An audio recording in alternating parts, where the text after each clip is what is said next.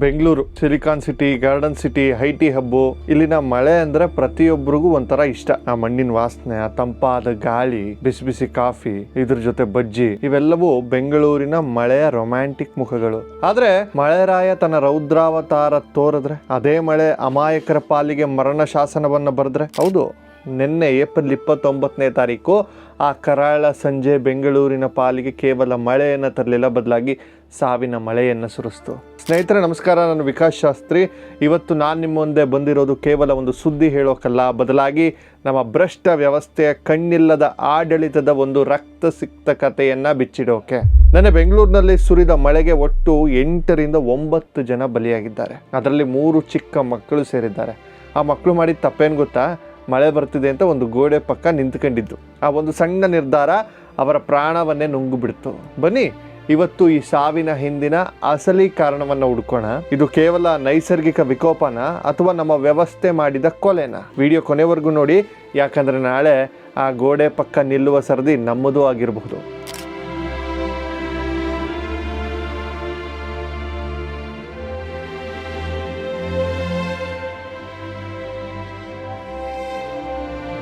ಮೊದಲಿಗೆ ನಿನ್ನೆ ಸಂಜೆ ಅಸಲಿಗೆ ನಡೆದಿದ್ದೇನು ಮತ್ತು ಯಾವಾಗ ಅನ್ನೋದನ್ನ ನೋಡೋಣ. ದಿನಾಂಕ ಏಪ್ರಿಲ್ 29 ಸಂಜೆ ಹೊತ್ತು ಆಫೀಸ್ ಮುಗಿಸಿ ಮನೆಗೆ ಹೋಗುವ ಧಾವಂತದಲ್ಲಿ ಜನ. ಆಗ ಏಕಾಏಕಿ ವಾತಾವರಣ ಬದಲಾಗುತ್ತೆ, ವೆದರ್ ಕೈ ಕೊಡುತ್ತೆ, ಕಪ್ಪು ಮೋಡಗಳು ಆವರಿಸ್ಕೊಳ್ತವೆ. ಸುಮಾರು 50 ಕಿಲೋಮೀಟರ್ ವೇಗದಲ್ಲಿ ಗಾಳಿ ಬೀಸಲು ಶುರುವಾಗುತ್ತೆ. ಸ್ನೇಹಿತರೆ, 50 ಕಿಲೋಮೀಟರ್ ಬೈಕ್ ಹೋಗೋ ಸ್ಪೀಡ್ಗೆ ಗಾಳಿ ಬರುತ್ತೆ.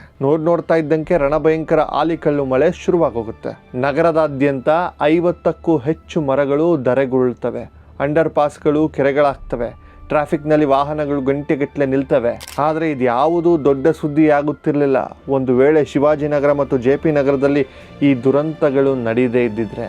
ಶಿವಾಜಿನಗರದ ಬೋರಿಂಗ್ ಆಸ್ಪತ್ರೆ ರಸ್ತೆ, ಅಲ್ಲಿ ಸಣ್ಣ ಪುಟ್ಟ ವ್ಯಾಪಾರ ಮಾಡ್ಕೊಂಡು ದಿನಗೂಲಿ ನಂಬಿಕೊಂಡು ಬದುಕ್ತಿದ್ದ ಅನೇಕರಿದ್ದಾರೆ. ಮಳೆ ಜೋರಾಗಿ ಶುರುವಾದ ತಕ್ಷಣ ತಮ್ಮನ್ನ ತಾವು ರಕ್ಷಿಸಿಕೊಳ್ಳಲು, ಆ ಮಳೆಯಿಂದ ಬಚಾವಾಗಲು ಅಲ್ಲೇ ಇದ್ದ ಒಂದು ಹಳೆಯ ಕಾಂಪೌಂಡ್ ಗೋಡೆಯ ಆಶ್ರಯವನ್ನ ಪಡಿತಾರೆ. ಆ ಗೋಡೆ ಪಕ್ಕ 3 ಮುಗ್ಧ ಮಕ್ಕಳು ಸೇರಿ ಒಟ್ಟು 7 ಜನ ನಿಂತಿರ್ತಾರೆ. ಅವ್ರು ಅಂದ್ಕೊಂಡಿದ್ರು ಆ ಗೋಡೆ ನಮ್ಮನ್ನು ಮಳೆಯಿಂದ ಕಾಪಾಡುತ್ತೆ ಅಂತ. ಆದರೆ ಅವ್ರಿಗೆ ಗೊತ್ತಿರಲಿಲ್ಲ ತಾವು ನಿಂತಿರೋದು ಗೋಡೆಯ ಪಕ್ಕ ಅಲ್ಲ, ತಮ್ಮದೇ ಸಾವಿನ ಪಕ್ಕ ಅಂತ. ಮಳೆಯ ರಭಸಕ್ಕೆ ಆ ಹಳೆಯ ಕಾಂಪೌಂಡ್ ಗೋಡೆ ಏಕಾಏಕಿ ಆ 7 ಜನರ ಮೇಲೆ ಕುಸಿದು ಬೀಳುತ್ತೆ. ಕಣ್ಮುಚ್ಚಿ ತೆಗೆಯೋಷ್ಟರಲ್ಲಿ ಎಲ್ಲವೂ ಮುಗಿದೋಗಿರುತ್ತೆ. ರಕ್ತದ ಮಡುವಿನಲ್ಲಿ ಒದ್ದಾಡಿ ಆ 7 ಜೀವಗಳು ಸ್ಥಳದಲ್ಲೇ ಉಸಿರು ಚೆಲ್ತವೆ.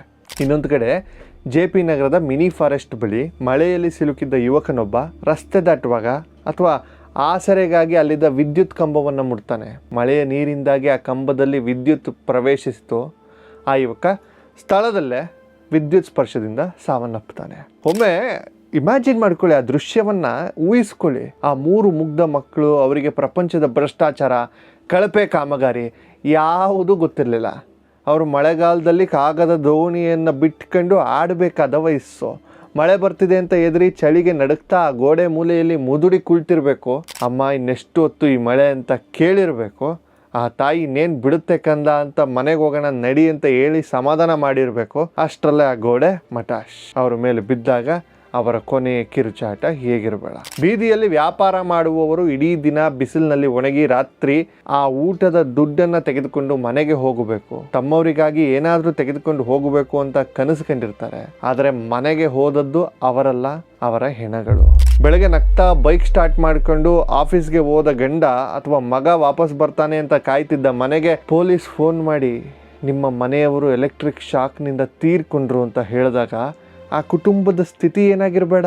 ಆ ಯುವಕನಿಗೆ ಎಷ್ಟು ಕನಸುಗಳಿದ್ವೋ ಇದೆಲ್ಲವನ್ನು ನೆನೆಸ್ಕೊಂಡ್ರೆ ಎಂಥವರ ಕರಳು ಕೂಡ ಚುರುಕನ್ನುತ್ತೆ.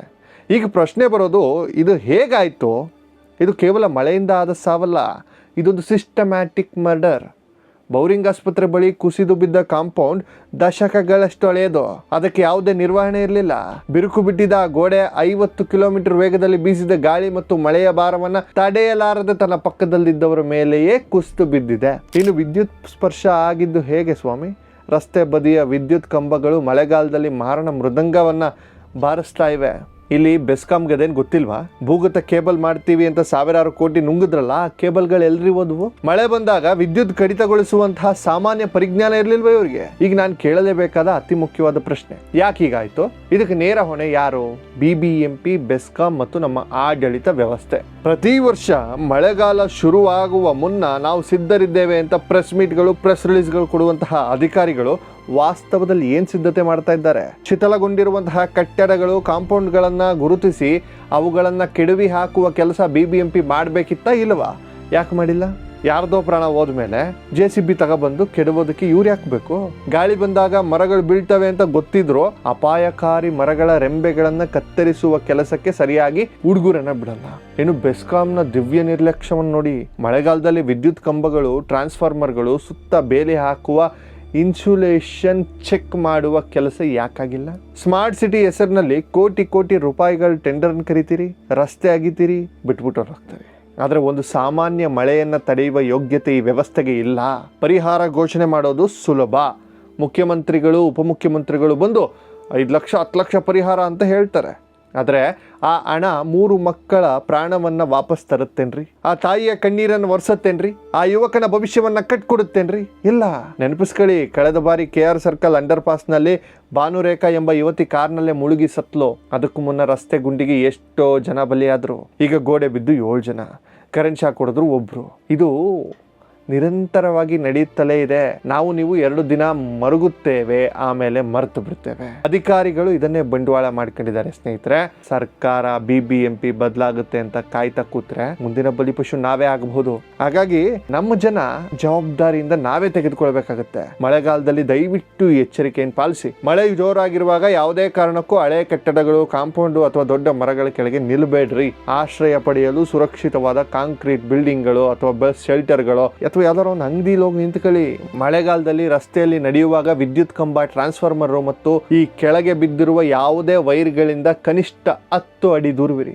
ವಾಟರ್ ಲ್ಯಾಗಿಂಗ್ ಆಗಿರುವ ಅಂಡರ್ ಪಾಸ್ಗಳಿಗೆ ನಿಮ್ಮ ವಾಹನವನ್ನ ಯಾವುದೇ ಕಾರಣಕ್ಕೂ ನುಗ್ಗಿಸಬೇಡಿ. ನಿಮ್ಮ ಏರಿಯಾದಲ್ಲಿ ಅಪಾಯಕಾರಿ ಮರಗಳು, ಶಿಥಲವಾದ ಗೋಡೆಗಳು ಅಥವಾ ಓಪನ್ ಎಲೆಕ್ಟ್ರಿಕ್ ವೈರ್ಗಳು ಕಂಡ್ರೆ ತಕ್ಷಣ ಇದೆಯಲ್ಲಪ್ಪ BBMP ಸಹಾಯವಾಣಿ, ಬೆಸ್ಕಾಂ ಸಹಾಯವಾಣಿಗೆ ಕಂಪ್ಲೇಂಟ್ ಮಾಡಿ. ಅವರು ಬರೋವರೆಗೂ ಬಿಡಬೇಡಿ. ಫೋನ್ ಮಾಡ್ತಾನೆ ಇರಿ. ನಿಮ್ಮ MLA ನಂಬರ್ ಇಟ್ಕೊಳ್ಳಿ, ಅವ್ರಿಗೂ ಫೋನ್ ಮಾಡಿ. ಹೋಗಿರಿ. ಆ 7 ಜೀವಗಳು, ಆ ಮುಗ್ಧ ಮಕ್ಕಳು ಇವತ್ತು ನಮ್ಮೊಂದಿಗಿಲ್ಲ. ವ್ಯವಸ್ಥೆಯ ಕಣ್ತಪ್ಪಿನಿಂದ, ನಿರ್ಲಕ್ಷ್ಯದಿಂದ ಅವರು ಇವತ್ತು ಸಾವನ್ನಪ್ಪಿದ್ದಾರೆ. ಅವರ ಆತ್ಮಕ್ಕೆ ಶಾಂತಿ ಸಿಗಬೇಕಾದ್ರೆ ಕನಿಷ್ಠ ಮುಂದಾದರೂ ಇಂಥ ಘಟನೆಗಳು ನಡೆಯದಂತೆ ನೋಡ್ಕೊಳ್ಳುವಂತಹ ಜವಾಬ್ದಾರಿ ಸರ್ಕಾರ ಮತ್ತು ನಮ್ಮ ಮೇಲಿದೆ. ಈ ವಿಡಿಯೋನ ಕೇವಲ ನೋಡಿ ಸುಮ್ಮನಾಗಬೇಡಿ, ಬೇಜಾರು ಮಾಡ್ಕೊಂಡು ಬಿಟ್ಬಿಡ್ಬೇಡಿ. ಪ್ರತಿಯೊಬ್ಬರಿಗೂ ಶೇರ್ ಮಾಡಿ. ನಮ್ಮ ಆಡಳಿತದ ವ್ಯವಸ್ಥೆ ಕಣ್ತೆರೆಯುವವರೆಗೂ, BBMPಯ ಕಿವಿ ಆ ಸಾವಿನ ಆಕ್ರಂದನ ಕೇಳುವವರೆಗೂ ಇದನ್ನು ಶೇರ್ ಮಾಡಿ. ಪ್ರಶ್ನೆ ಮಾಡೋದನ್ನ ಕಲಿಯೋಣ. ಇಲ್ಲವಾದ್ರೆ ನಾಳೆ ಬೀಳುವ ಗೋಡೆ ನಮ್ಮ ಮೇಲೆ ಬೀಳ್ಬೋದು. ಮೃತರ ಕುಟುಂಬಕ್ಕೆ ಆ ಭಗವಂತ ದುಃಖ ಭರಿಸುವಂತಹ ಶಕ್ತಿಯನ್ನ ಕೊಡ್ಲಿ ಅಂತ ಪ್ರಾರ್ಥಿಸ್ತಾ ನಾನು ವಿಕಾಸ್ ಶಾಸ್ತ್ರಿ ಮತ್ತೊಂದು ನೈಜ ವರದಿಯೊಂದಿಗೆ ಸಿಗ್ತೇನೆ. ಜೈ ಹಿಂದ್, ಜೈ ಕರ್ನಾಟಕ, ವಂದೇ ಮಾತರಂ. ನಮಸ್ಕಾರ.